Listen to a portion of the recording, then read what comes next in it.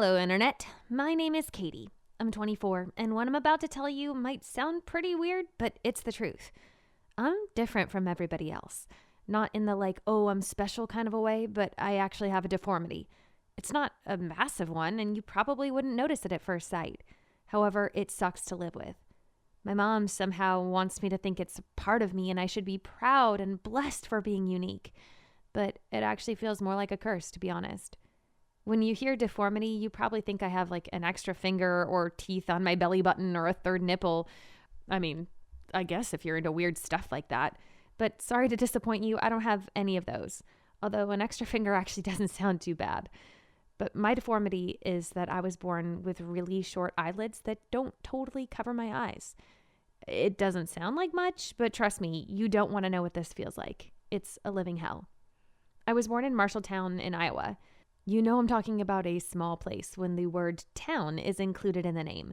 Why would anybody do that, by the way? You could just call it Marshall. You don't have to specify that it's a town. People would look around and know that it's a town. Anyways, me and my weird eyelids didn't really affect me much when I was little. One could say I guess I had a normal childhood, but it all changed when I was about 12 or 13. Goddamn puberty.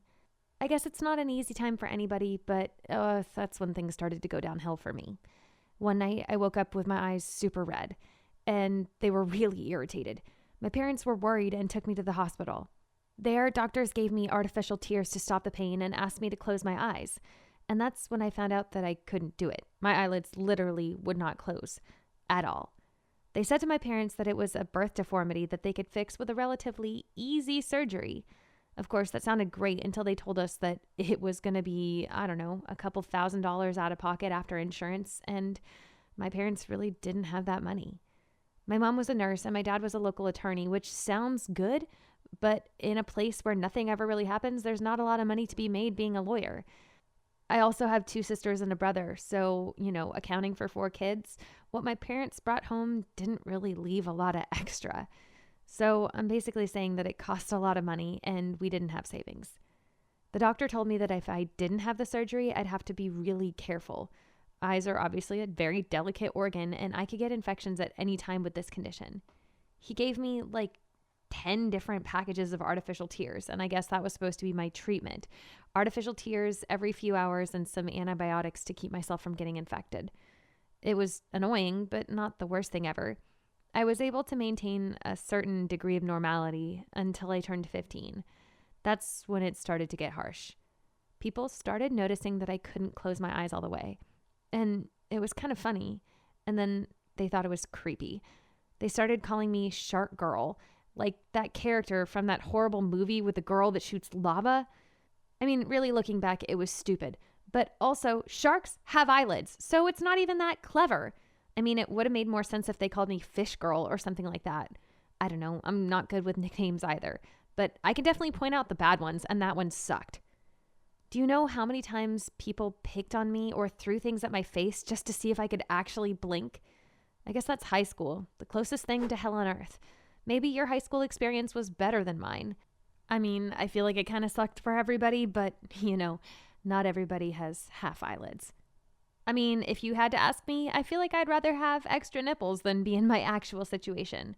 I'm sure that there's some people out there who would find it kind of hot, even though that's super weird. Okay, just reeling it back in. There's a lot of social issues regarding my whole no blinking capabilities. First of all, no one wants to date Shark Girl. Second, a lot of substitute teachers sent me to detention because they thought I was making fun of them by not blinking, even after I showed them my freaking medical reports. I'm not making this up.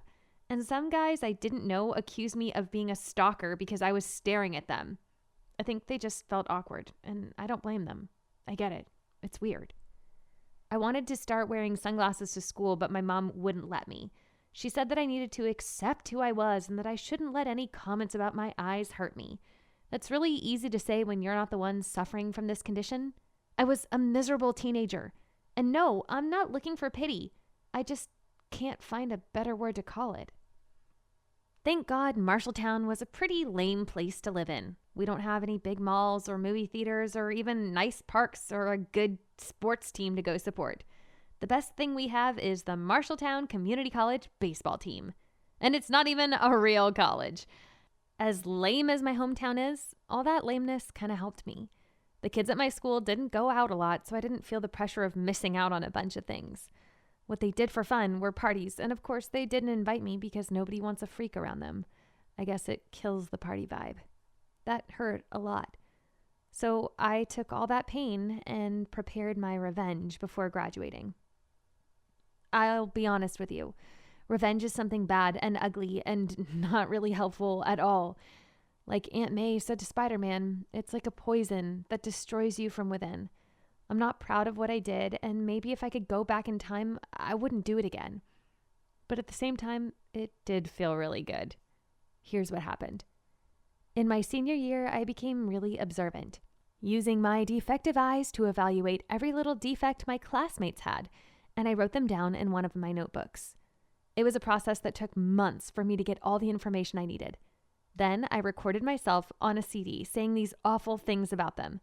My master plan was almost complete. I just needed to wait until prom night to carry it out. The night came, and I let them party for about an hour. Then I paid the DJ to let me go up to the music booth for 5 minutes, just 5 minutes while he went to the bathroom. 5 minutes were enough to do it. I waited for the song to stop, and I hit play on my evil CD.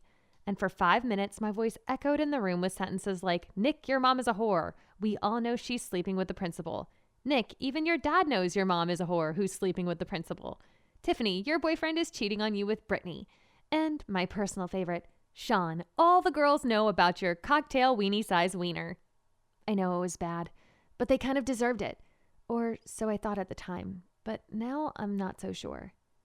Surprisingly, this horrible act actually made me some kind of hero among all the school nerds, which felt great, to be honest. I convinced the school board to not expel me, but I still wasn't able to attend graduation. One of my new friends, or followers, told me that some kids were planning revenge on me. I know it might sound like I'm a coward, but prom night was my only victory, and I wasn't going to let them take that away from me. Despite all of my problems at school, I still had really good grades, and I got a partial scholarship to study filmmaking at NYU. It was like a dream come true for me. Maybe the first time life was giving me something good. It felt like the laws of the universe were finally trying to maintain some sort of balance. If you have all these terrible things happening for you year after year, the universe is forced to give you something great, and vice versa, if you believe in that kind of stuff. Anyways, I was so excited to start classes. In my head, everything was going to be better. High school was finally over, and everybody in college is more mature, right? Spoiler alert, they're not. People noticed that my eyelids were not normal, and they made fun of me just like in the old days. This time I didn't care much because I was doing something that I liked and studying something I was passionate about. And in New York City, nobody really cares if you wear sunglasses inside of a classroom. If you do it, you won't be the weirdest one in the room. I can assure you of that. Before finishing my second year, my friends asked me if I could help them to animate a short film for one of our classes. The film was really good, and our teacher actually entered it in a local festival, and the feature won. We were super happy about it, and for the first time in my life, I felt like I had real friends. A few days later, one of the festival judges called me. He said that he was really impressed by the quality of our film, and he was searching for young talent for his upcoming project. He basically offered me a job with him, and I had to move to Hollywood and gave me 2 days to give him an answer. Of course I said yes. In the span of 2 years, I went from having a terrible childhood to one of the coolest jobs you could possibly imagine. Fast forward a few more years, and I've been living in LA, collaborating on a ton of cool projects, both for film and TV. You've probably seen some of them. One is with a company that people often associate with a mouse. I know, that was lame, but whatever, you know who I'm talking about. I look back 15 years to old, insecure me, and I just can't believe that I'm living my dream now. Who would have thought that the weird kid would be doing all the movies that their bully children watch? It's bananas. Now I have a 6-figure salary, I finally got my eyelids fixed, and at the same time I'm helping my family pay their bills. They were the only ones who supported me back then. Oh, and I also met a guy. His name is Nick, and he's a screenwriter, and he just sold his first spec to a major company.